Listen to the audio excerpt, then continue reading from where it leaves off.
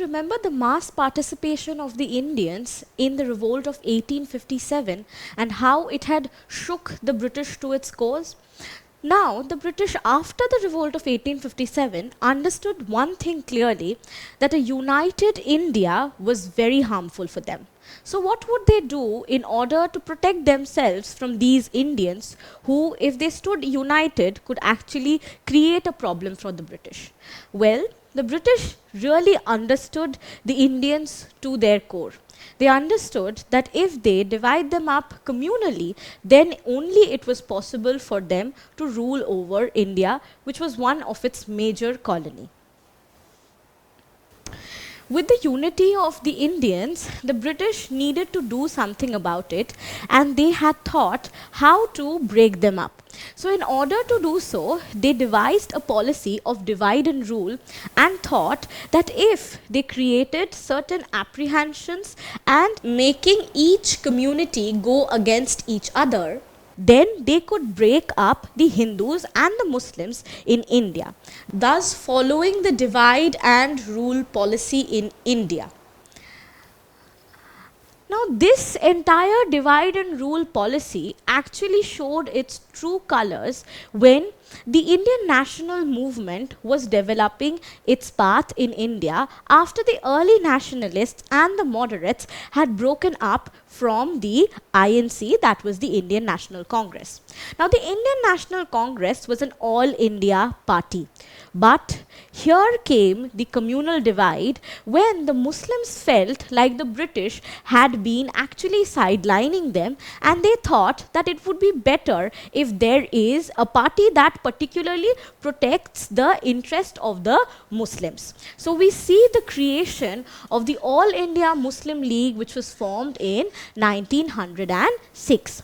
So Nawab Salimullah of Dhaka and some other important Muslim leaders founded the All India Muslim League in Dhaka to protect and promote the interest of the Muslims in India, keeping in mind that they had already thought that it was important and necessary to protect the Muslim interests in the face of a Hindu majority India. Can you tell me then, when was the All India Muslim League formed? Was it in 1905, 1906, 1903 or 1904? The correct answer will be 1906. So what exactly were the demands of the league after it was officially formed? The first demand was that reservation for Muslims in government services, and the second, political representation for Muslim through separate electorates. So separate constituencies would only have Muslim candidates who could be elected from those particular constituencies. So the Muslims primarily looked at themselves as a minority group in India that needed utmost protection from the British. Now, this entire idea of the protection of one community was very interestingly supported by the British as well, with one of the major reforms which is called the Morley-Minto reforms. The Morley-Minto reforms was established in India Council's Act of 1909, which included separate electorates for the Muslims to destroy the Hindu-Muslim unity. So primarily the Morley-Minto reforms was important for the British because this was actually a policy that supported their divide and rule idea, and this would break up the unity that Hindus and Muslims had in true political senses. So when separate electorates would be created for the Muslims, automatically there would be a clash between the All India Congress and the All India Muslim League. And it also increased the number of elected members in the Legislative Council. So Lord Minto, who was the Viceroy of India around 1905 to 1910, was the one who established this particular reform. Now, with the growth of various political developments in India, India also saw the coming up of young group of people who believed that it was important to be radical, it was important to be extremist in order to go against the British and show how Indians could also stand up for their own rights.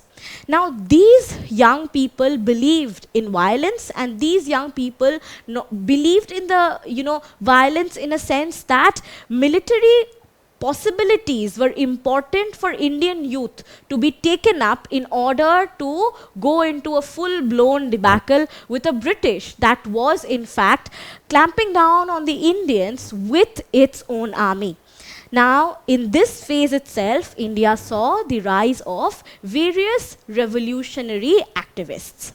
So, the revolutionary activities in India were carried out by various secret societies which spread revolutionary ideas and manufactured arms and killed repressive British officials. So, basically, they supported the, violent radical means in order to go against the British atrocities that the British were creating. Several revolutionaries were imprisoned without trial, and that was how the British clamped down and came up with extreme repressive measures for these revolutionaries.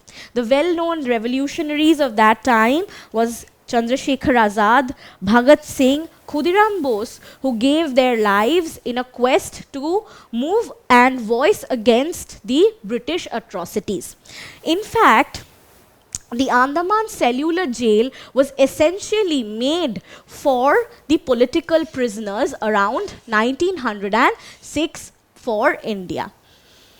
With the growing political tensions in Calcutta, the British were pressed to move their capital from Calcutta to Delhi.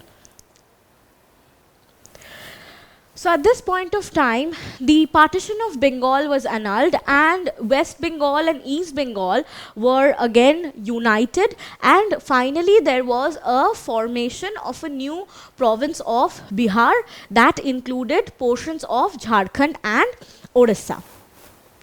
Now, almost after 3 years, the British was at the face of a world war, and India had extended its military support, where various Indian soldiers had fought for the British in British grounds itself.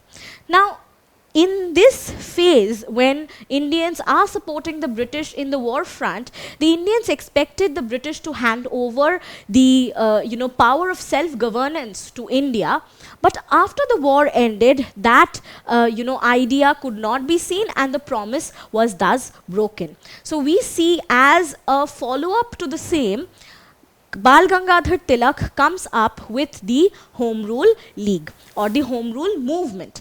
The Home Rule Movement was essentially created when Congress's hope, for a self-government for Indians was broken by the British, which the British had only given, or they had promised to gain the support for the war effort. Therefore, Bal Gangadhar Tilak established the Home Rule League in April 1916. So one of the major supporters and a person who was inspired by the Home Rule movement in Ireland, Annie Besant, was also a supporter of the Indian Home Rule movement, and Annie Besant started the journal New India to spread the message of freedom among the Indians. For her work in the movement, Annie Besant was also arrested at this point of time, but had to be released on the grounds of popular revolt. Now, it is important to understand, when Home Rule League or the Home Rule movement was being spread by Tilak and others in all parts of India, it also garnered support from Chittaranjan Das and Motilal Nehru. So popular enthusiasm stirred up by the Home Rule League alarmed the British. So the British now understood that in fact the Indians were in the path of a movement that was driven by the mass and its popular leaders. So finally, at this point of time, at a juncture when the British had thought that after creation of a different party for the Muslims and a different party which looked like one for Hindus, the divisive policy of divide and rule would be successful, the Lucknow session of Congress happened.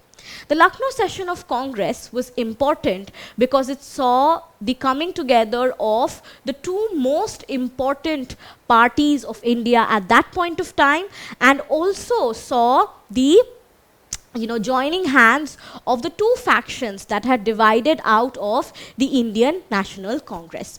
So the Lucknow session of Congress in 1916 was very, very important. Why? Because the Indian National Congress and the Muslim League signed the Lucknow Pact, whereby they agreed to work jointly. Second, the moderates and the extremists also united. Third, they demanded a self-government based on separate electorates. And finally, we see that the Lucknow Pact had a very important impact in the developing political scene of India at that point of time. The joining hands of the extremists and the moderates was a witness to the fact that it was time that India was to be led to the mass movement phase, which would ultimately lead to its independence. Don't forget to subscribe to our channel and hit the bell icon. You can also register for free at DeltaStep.com or download the DeltaStep app to get access to all our 5,000 plus amazing videos as per your school syllabus. Master each topic with our adaptive practice technology. Get million plus questions with step-by-step solutions and unlimited mock tests. Get all your doubts resolved instantly, learn via games, and win amazing prizes like PlayStations and iPads. So at DeltaStep, learning is not just fun and easy, it is rewarding too. So register for free now.